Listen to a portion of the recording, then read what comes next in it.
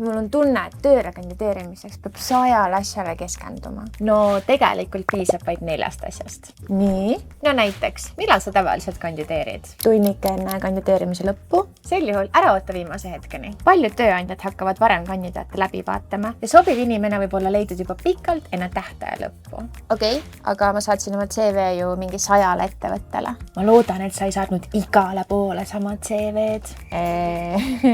Kohandama CV ja motivatsioonikiri kindla töökoha järgi ja näita, et oled ettevõtte kohta eeltööd teinud. Kas midagi veel? Ära kirjuta lihtsalt, et oled motiveeritud. Too välja konkreetsed saavutused ja tulemused. Need eristavad sind teistest. Nii, okei.